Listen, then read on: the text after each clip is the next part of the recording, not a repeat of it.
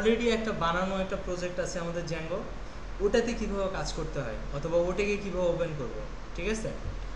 তো আমাদের আগের প্রজেক্টটা কোথায় ছিল? নিউ ফোল্ডারে জ্যাঙ্গো প্রজেক্টের ভিতরে AP1, এটা হচ্ছে আমাদের প্রজেক্ট। এটার ভিতরে কি আছে? একটা প্রজেক্ট আছে, একটা ভার্চুয়াল এনভায়রনমেন্ট আছে। তো আমরা কি করব, এখানে সিএমডি দিব।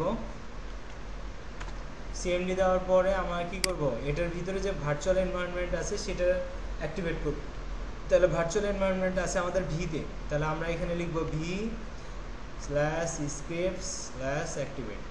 তাহলে আমাদের কি হয়ে গেল? অ্যাক্টিভেট হয়ে গেল। হ্যাঁ, তো আমাদের অ্যাক্টিভেট যখন হয়ে গেল, তারপরে আমাদের কাজ কি? প্রজেক্টের ভিতরে ঢোকা।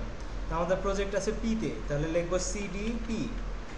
তাহলে আমাদের প্রজেক্টটা ওপেন হয়ে গেল। এখন চাইলে আমরা রান সার্ভার করতে পারি, যে python manage.py রান সার্ভার, ঠিক আছে? তাহলে কি হবে? আমাদের সার্ভারটা রান হয়ে যাবে। তো আমাদের এই পোর্টে রানটা হচ্ছে, ঠিক আছে?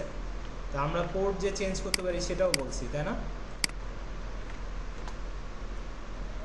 তো আমাদেরকে বলতেছে hello world, it's Django created by Raisa Tasnim and her nick name আর। এটা আমরা গতদিন করছিলাম, ঠিক আছে, এই প্রজেক্টটা।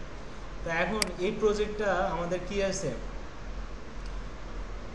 রান করছি, কিন্তু এই প্রজেক্টটা তো আমাদের এখানে হচ্ছে কোডে নাই। কোড আমরা হচ্ছে করব, এডিট করব।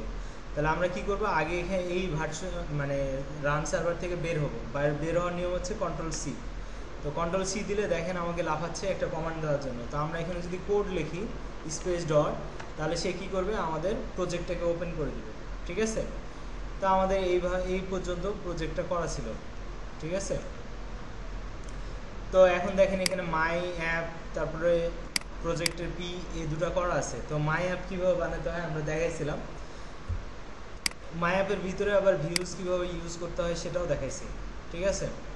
তো এখানে টেমপ্লেটগুলো কোথায় রাখবো? টেমপ্লেটসের ভিতরে। আর ডিজাইনগুলো রাখবো স্ট্যাটিকে। এগুলো আমরা গতদিন ক্লাসে করছিলাম, আপনারা একটু দেখলেই পারবেন। তারপরেও যদি আপনাদের লাগে আমরা বললেই হবে। তো তাহলে এইভাবে আমরা একটা প্রজেক্টকে ওপেন করতে পারি, আগের এক্সিস্টিং একটা প্রজেক্ট। ওকে, তো এটা ভিডিওটা